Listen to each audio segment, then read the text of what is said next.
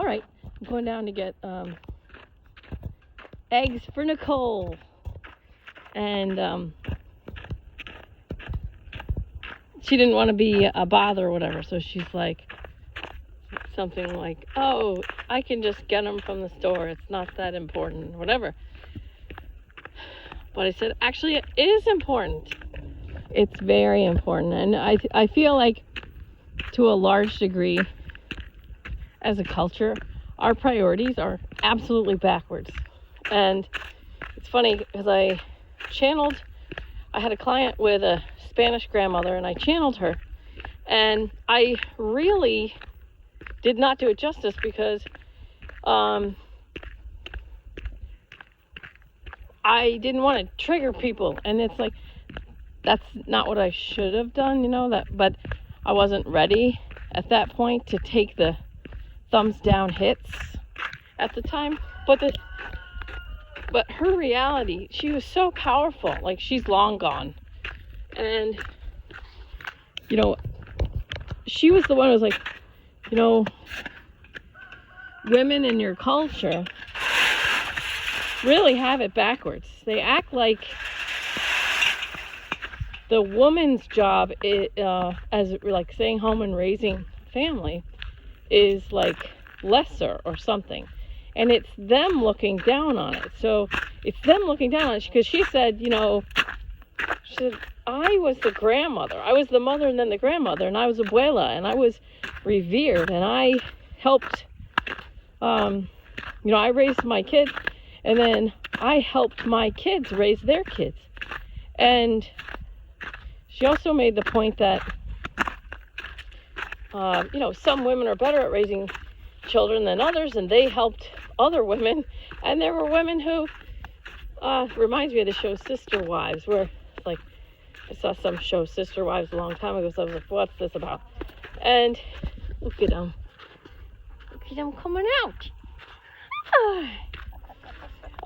There's three wives of this guy, and hi Cupcake, the one wife loved cooking. Oh my God, loves cooking. One wife really hated cooking. She was the one who did all the driving duties. So she would, and so anyway, the whole point is that it was a division of duty. And they all, I am not advocating for sister wife situation type thing, but they were really happy. They were really happy with not having to deal with a husband, 7 days a week. So these women were happy. There's so many ways to live your life when you're just free. People have the chance to. Anyway, I wanted to say that,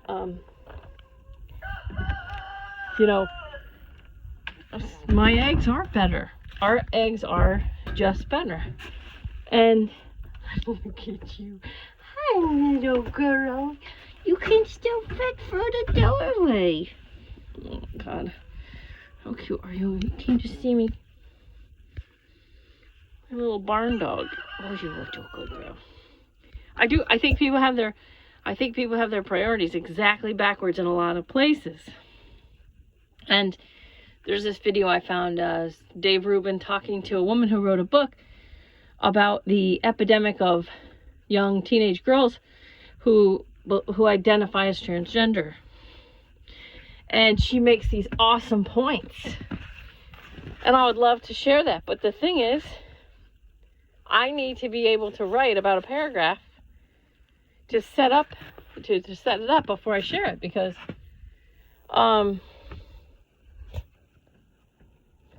we're all supposed to think that transgender is great right now, and we're not supposed to ask any questions at all. We're not supposed to say, well, women's shelters are supposed to be safe spaces, usually from a man, but now they're allowing transgender women in. And that's someone that often has a penis. And there have been women that got raped in these women's shelters by trans women. who are supposedly women too. And if you question that, or if you even want to ask a question, like, what about this, what about that, you get called a name, all right? And then, you know, if I listened to some lesbians that were like, you know, we fought so hard for women-only spaces, and now we're being forced to accept trans women, and we're getting yelled at because we're not attracted to women with penises, you know. And it's like, and then Title IX was huge importance for women's sports to get the same, you know, money and all funding and all this stuff, really to bring women to a place where they were getting the same. And now trans women are just killing biological women and in sports and taking scholarships and stuff like that. And Title IX was about that. And then the last one I'm going to say about women's sports is, there's a hawk, I don't know if you can see. There's a Martina Navratilova got an award. There was an award named after her. They changed the name of it because they said she's transphobic, when all she was trying to do, from where I stand, she was just trying to say, hold on a second, let's think about this for a second. You know, women's sports, like, oh, is that alive? Little mouse. Can you see him? Wow. Oh, I don't think he's alive. He's cute. I'll tell you right now, Roxanne, if you're driving and if this thing like opens its eye and runs, I'm gonna scream. So sorry. I think he's just sleeping. He's just sleeping. Night. He's cute, isn't he? Oh my God, he's so cute. Alright, so anyway. So I wanted to share that video, but because there's just all this stuff that I want to just chat about. Not that, I better zoom that up. Hi, little girl. She's drinking some water. You know, want to chat about,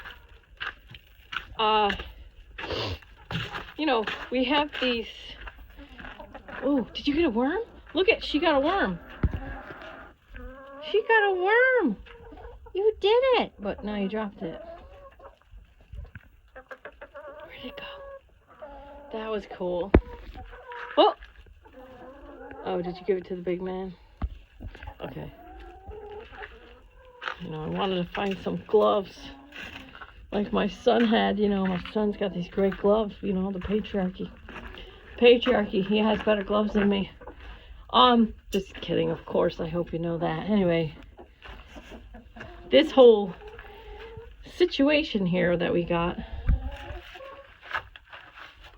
if our priorities are not on children, you know, raising children or raising, doing the best by them, then where's that going to leave us? And so this trans thing, a lot of it has to do with respecting these kids' rights to say that they're a boy or a girl, whatever. When I was young, I would have said, I would have wanted that surgery in a heartbeat. I would have wanted to get on that testosterone or whatever it took, because all I knew was I wanted to be a boy, and I was pissed I was a girl. I was pissed. I was really mad that I would have to you know, if I were going to have kids, I would have to have them.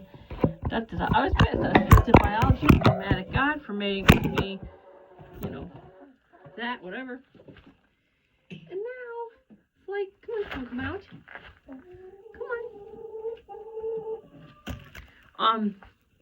You know, now it's like, I'm so happy as a mother. And I get to do this, like, talk to you guys, whatever. do my little meditations, you know, do all this stuff for free. My husband said, you know, he just wants me to be happy. I think, I don't have to count you guys. I think that a lot of women either are with the wrong men, or they are buying some story about men that's just not true across the board. There's crappy men, yeah, and there's crappy women. So that's just what it is. There's great people and there's crappy people. You can't have the eggs. But our priorities are a little skewed here. They're a little whacked when... Oh, I know what I want to say. So there was this girl that I was friends with. And she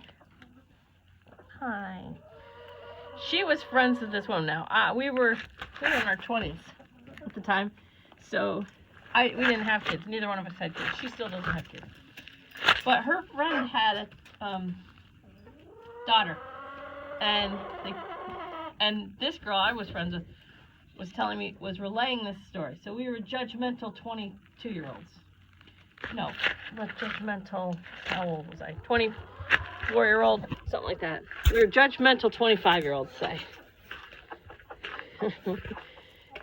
She said, I was talking to my friend, and she said to her daughter, you know, something like, I don't have time for you to, whatever it was. They were supposed to be going somewhere, and the kid was acting up, and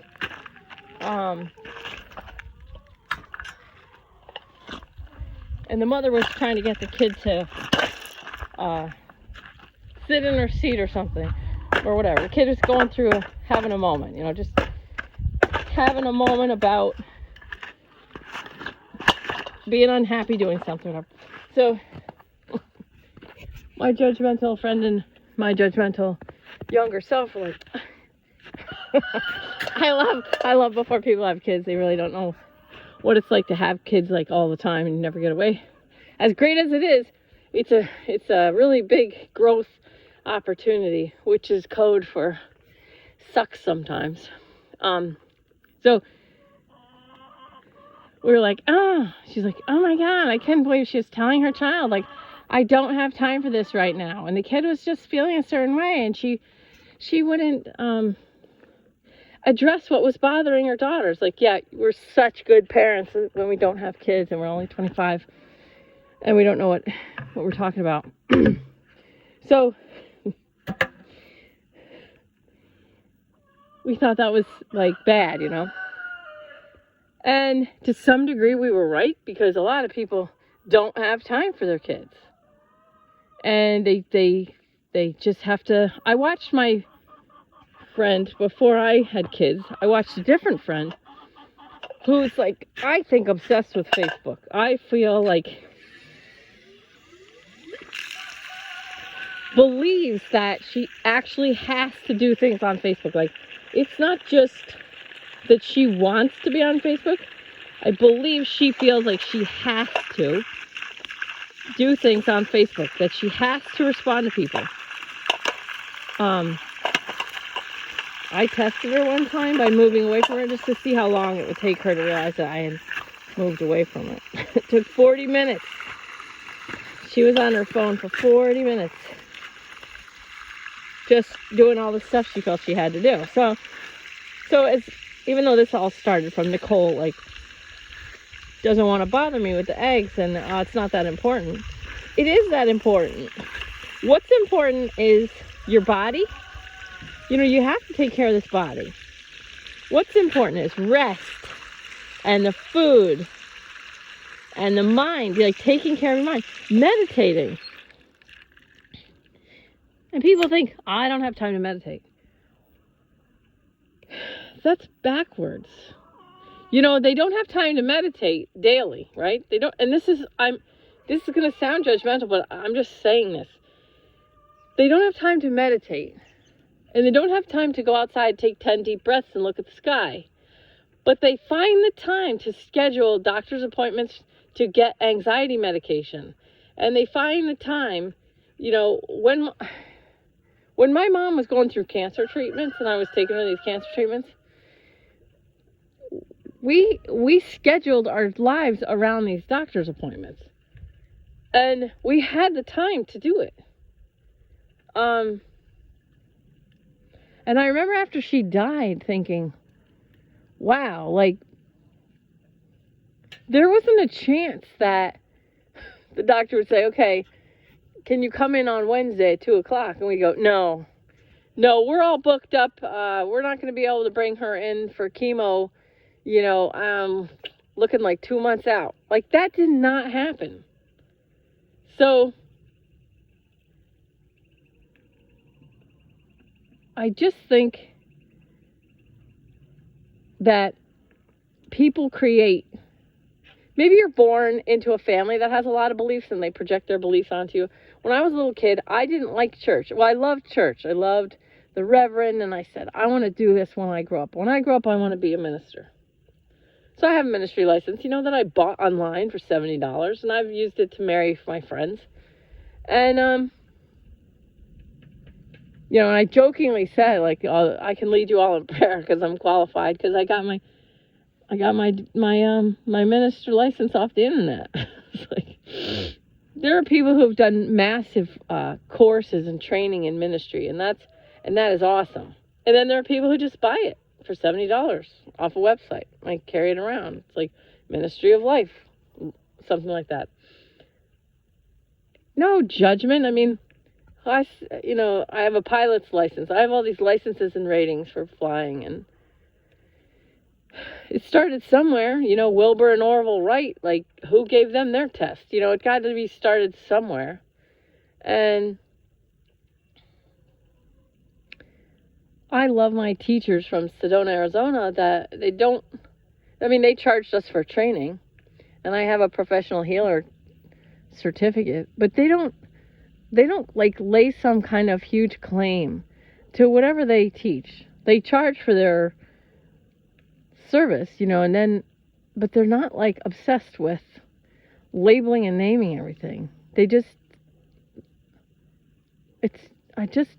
I love the freedom of people to be able to use their mind in the way that just feels the best, and they don't have to like lock it down. Okay, whatever, who cares? But beliefs. So my mother, there was a point at which I said, I don't want to go to church anymore. And so my mom said, well, it's important to me that you have a relationship with God, or with some higher power, with some force that's looking over you when I'm not there. I said, I got that, Mom. I'm good. And she's like, well, okay, but I want you to practice connecting with that. And I want you to, whatever. I can't do it justice, so I'm going to stop trying. You get the idea. And when I was little, that was when I said something, and she said, that's blasphemous. And I was like, what's that? She said, it's against God. And I just looked at her like, I was about 6. I looked at her like, that is the dumbest thing I've ever heard out of anybody's mouth. That what I just said now isn't hilarious. Like, I know it's hilarious. That it's against God that I said that? I'm like, that's crazy. And I was laughing. I remember, because it felt like it was 43 degrees below zero, and I had these stupid tights and Pat Mother Mary Jane's on outside the church in the wintertime, looking at the ice like, this is so stupid. I think that's what I was talking about. It's so stupid that I'm supposed to wear tights, like, against this cold. I'm supposed to wear tights? Like, I can see my skin through these stupid, like, sheer plastic things, and you think that this is good? How is this good? Like, I'm supposed to dress up for church or whatever. And I was like, what? I'm freezing. This is dumb. I don't think God wants me to hate church like this. I'm pretty sure God doesn't want me to hate church and hate freezing outside church. And while I love these shiny Mary Janes, it's too cold for me to wear this. I should be wearing ski pants and boots like I do when I go sledding. And so, whatever. So when she said it was blasphemous, I'm like, what? Against God? I'm like, that's the dumbest thing I've ever heard. And I said, God made me this way. He thinks I'm hilarious. And I remember that. I still remember, so long ago, over 40 years ago. And I remember, and when I said that, God made me like this, and I know He thinks I'm funny. I was so sure of myself. And I've pretty much, I must have a rebel archetype in there somewhere, because I think a lot of stuff that people just do is stupid. I think it's really dumb. Like a lot of crap, people just go, okay, this is what we're going to do now. And oh my God. No, it's dumb. There's a lot. And this is what I was talking about when I said, I'm going to start speaking my truth. I think a lot of shit that everybody is doing is really stupid. It's really stupid. I think it's dumb when people, when two people go off to work, throw their kids in daycare, and then they end up paying the daycare as much as they make. And they think they're getting ahead. And they maybe, but if you have two people working, you're going to be in a higher tax bracket. So if one of you just chills out and plays in the sandbox and drinks tea and reads books like I did while I watched my dogs and my kid, we actually saved money. So by me not working, my husband and I saved money. I don't have to pay for, I don't buy work clothes. I don't have to wear and tear on my car and driving to, I watched, when I put my son in preschool, I watched people putting their kids in this place. And the kids would be screaming, and the mothers would have to pull their kids off them. I have to go. I have to go. No, I don't have time for this. I have to go. And it's like, but you don't really have to go. And I remember I had a healing one time with this lady, and she was divorced. And the divorce, she was divorced years before I ever met her. And, so many people are divorced that I really didn't give her situation. I didn't give that the weight that it really deserved, because it turned out through the course of the healing that her divorce was extremely traumatic. It was traumatic for her. And when I realized how traumatic it was for her through the energy work that I do, and I had to talk to her afterwards about like what came out of the healing,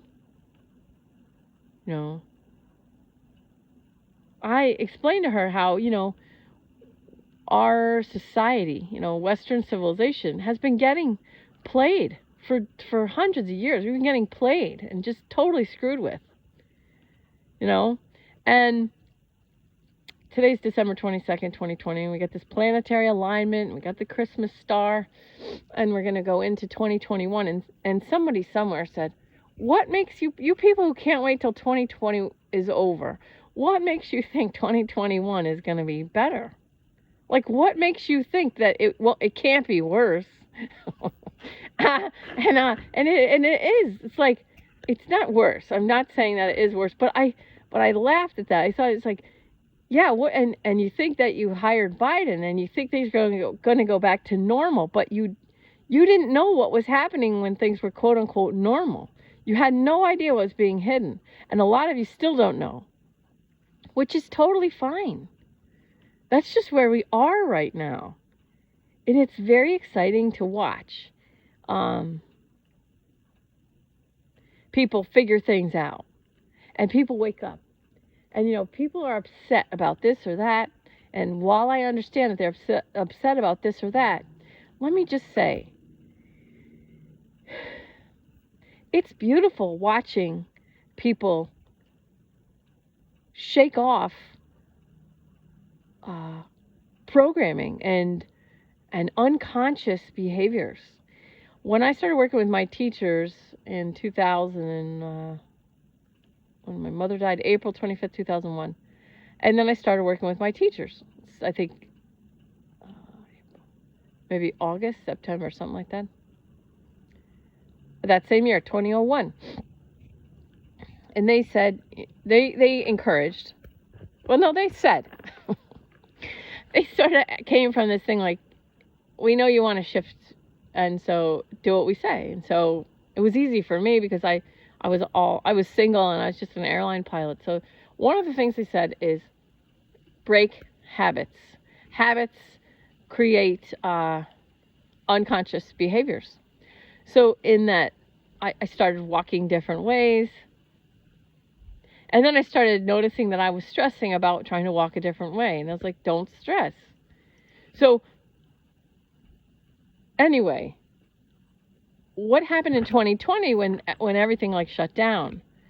And again, I'm not saying anything's good or bad. It just is. Okay, so I'm just talking. And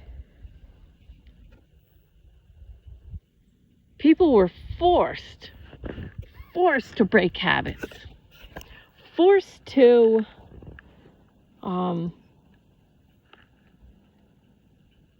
change. And through the lockdown, some people drank more and some people stopped drinking, and all this stuff. So I have two kids, one 7th grade, one one was in 7th, one was in 2nd. And so I was running around a lot with the teaching and stuff like that. Now, it's worked out for us well, but when it first began, and I realized how much one of my kids was sort of skating through, pretending that they didn't need help when they did need help. And then when I could see it, I was like, wait, you don't understand this. Yes, I do. No, you don't. Okay, so I started for a little while. I was drinking Corona to do math. And just for a little bit, because that's what I felt like. It's much easier to be patient with a beer, and now I don't drink it all, not because I had any kind of a problem, but just moving through the situation and the changes that were forced, just was a cool experience.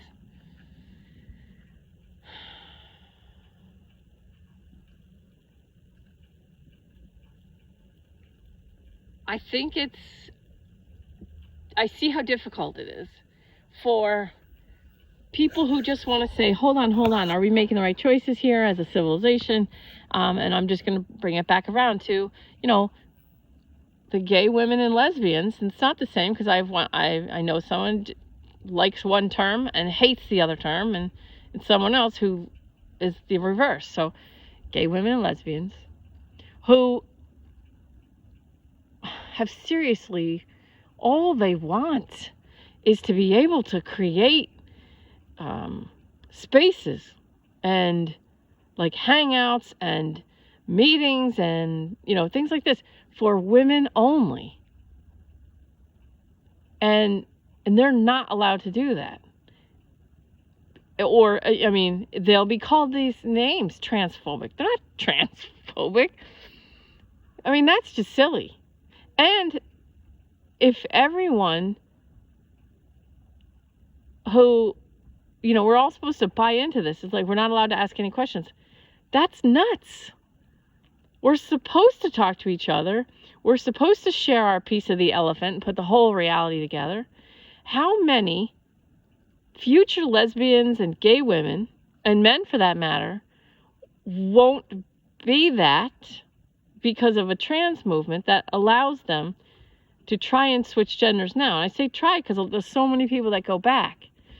And it's fine because it's their choice. And choices get you into something and choices get you out. So their life is just different. Like if I had been able to transition as a child, then I wouldn't be here doing this. I assume I'd probably still be fine. I'd be doing something completely different, but I'd be fine. So I'm not trying to judge it. I'm just saying,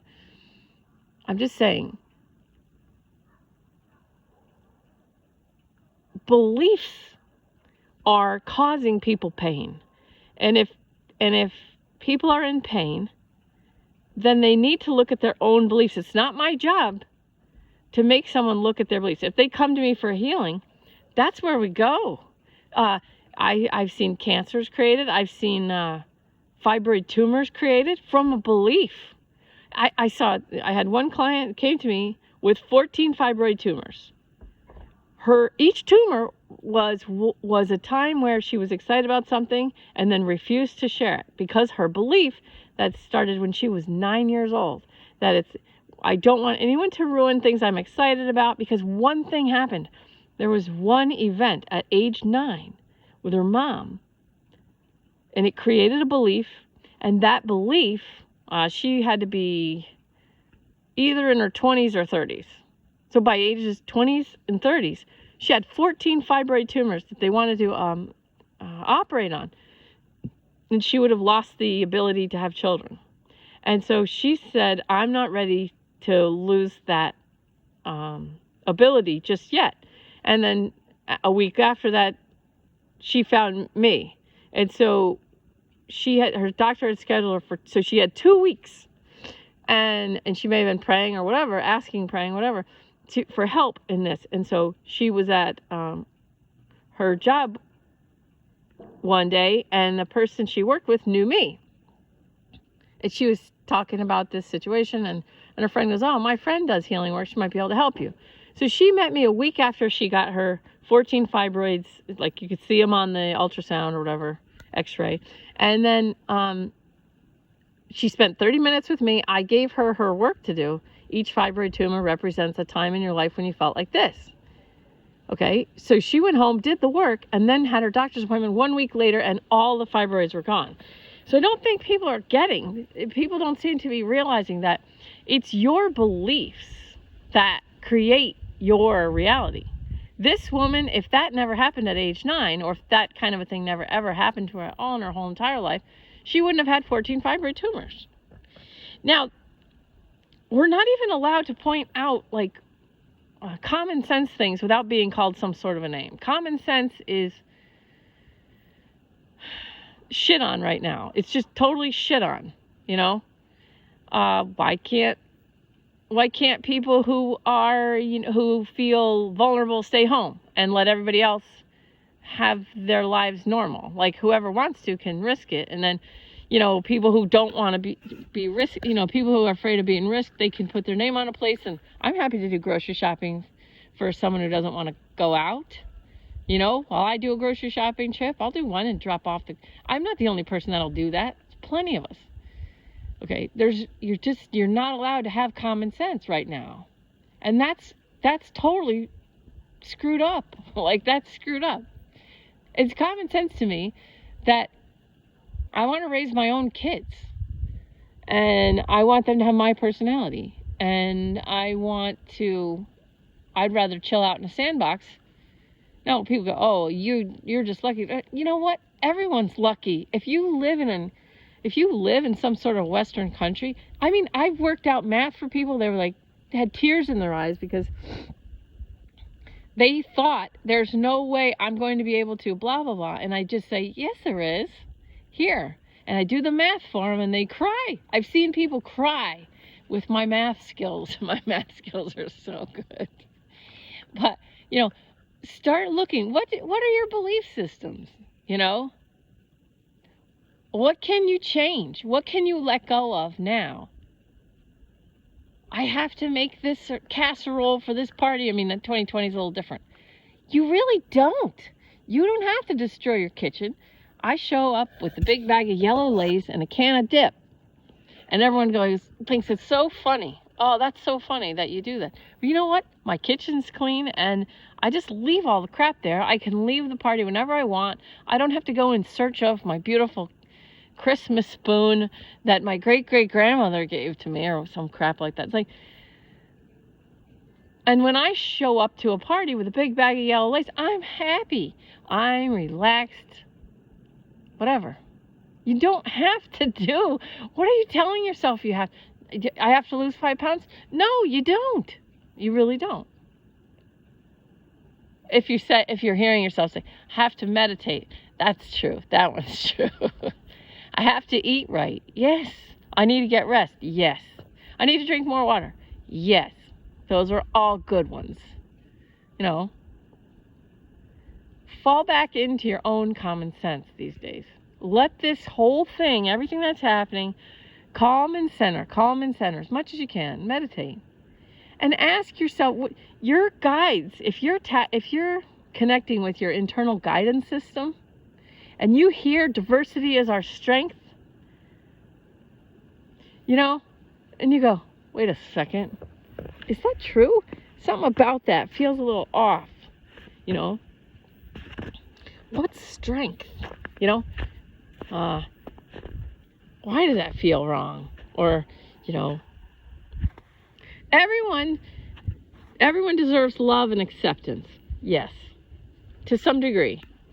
But if someone's going around murdering, or if someone's going around throwing big tantrums or destroying property, I'm not going to accept that. I don't accept that behavior. I still love the person, but clearly their behavior is unacceptable. There's something off about it, and we need to address that. And if we put them in jail for a little bit, then we can deal with them and say, what happened to you as a child? You know, we can address it. We can heal them. We can heal anybody that wants to be healed. But we don't need to validate 5, 6, 7, 8-year-old, you know, teenagers even. This woman's book got removed from stores.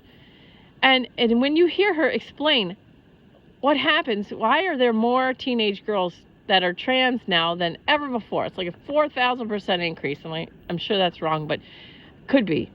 I just pulled it out of the air. So why? She explains it. She explains why all these young girls, they're not comfortable in their body. Welcome to being a teenage girl. Now, there's beautiful work to be done when someone doesn't feel comfortable in their body. And there's beautiful spiritual work to be done when someone doesn't feel comfortable in their life. I was told, don't tell anyone you talk to. Don't tell anyone. Now, here's this little kid. I knew when it was going to snow. I knew all these things. I'd tell my parents, this is going to happen. And they'd say, no. And then it would happen. And I'd say, see? And then my mom would say, don't tell. They'd say, how do you know that? My angels told me. That's what they call them, angels. How do you know? Oh, my angels told me. Well, don't tell anybody. Okay. That made me scared. Oh my God, what if somebody finds out that I know things? What if somebody finds out that I know things? Now I got this awesome, incredible group in Facebook, and I make these things, you know, for whoever wants to just listen to something different, you know.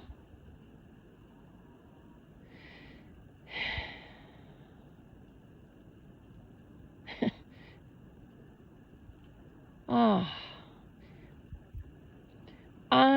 I'm sure people think, well, why don't you just tell us what's going to happen in January, February, March, April, whatever. But there's no fun in that. And I don't know everything that's going to happen.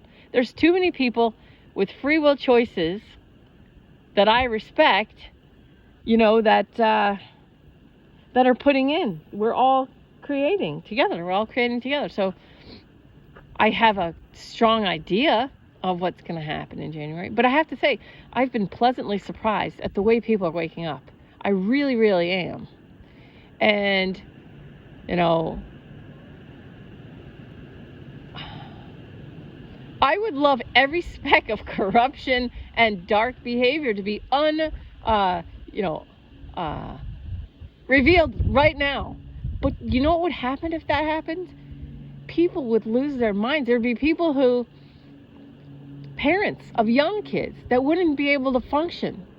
We can't have that. It's the way that people are waking up is better. It's better this way. You have to love the people while they're waking up. Okay?